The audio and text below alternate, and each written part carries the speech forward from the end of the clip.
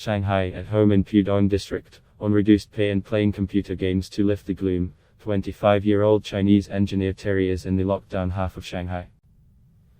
Across the Huangpu River which bisects the city, Maria is making the most of her diminishing freedom with dinners out before Friday when her side PC is also ordered indoors.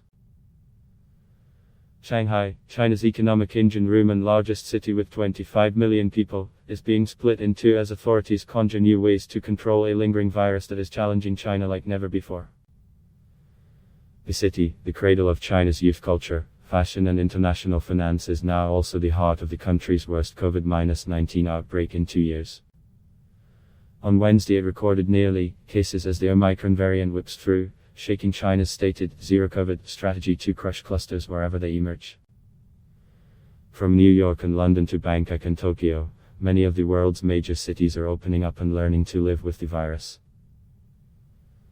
But China's most outward-facing hub is shutting down, albeit in slow motion, as authorities test the entire population, ring compounds with barriers and order people home. I can't leave the house, can't buy groceries, can't hang out with friends, Terry, who works for a state-owned firm, told FF, using his anglicized name. Pudong closed on Monday following weeks of scattergun shutdowns of local neighborhoods where virus cases emerged. Those left harried residents panic buying at supermarkets, with no time to plan their next moves as they fell under short, sharp 48-hour stay-at-home orders. Like many others, Terry has gone on to a lower pay rate while his office is closed. Yet even if Pudong is reopened as planned on Friday, the city appears some way from defeating the virus. The uncertainty is taking a toll, he said. I'm bored and in low spirits. I'm indoors for too long and can only watch TV, read books and play video games, he added. In Puxi, the more populous historic core of the city, home to the Bund waterfront, chic shops and some of Asia's glitziest nightlife, drinkers gathered this week, knocking back outdoor beers before Friday's scheduled lockdown. I went out for dinner yesterday, Maria, an American city resident, told FF. I'm trying to do things to preserve my mental health before the lockdown. I know it's going to be 5 days at the very least of not being able to leave my compound.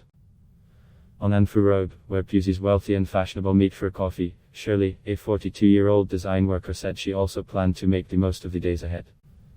We'll cook and invite friends over, walk the dog and enjoy life every minute before we lock down. Shanghai authorities have tried to limit the economic pain caused by the rolling lockdowns, offering tax breaks and handouts to small businesses. But finance companies have taken matters into their own hands across the city, with reports of employees living in the office during the lockdown. Quilts and clothes will already be brought into offices, says analyst Keon Kimin from brokerage Shenwan Hongchuan Group.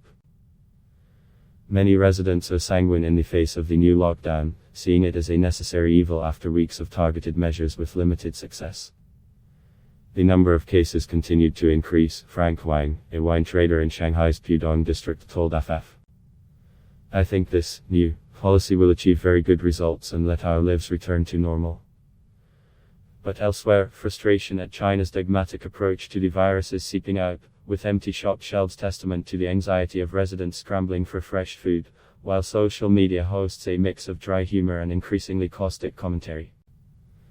The whole world is returning to the right track, one Weibo user posted this week. We are the only country still waiting and living with the ghost of 2019.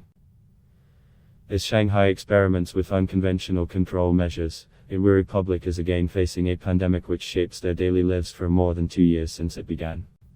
Adblock test why?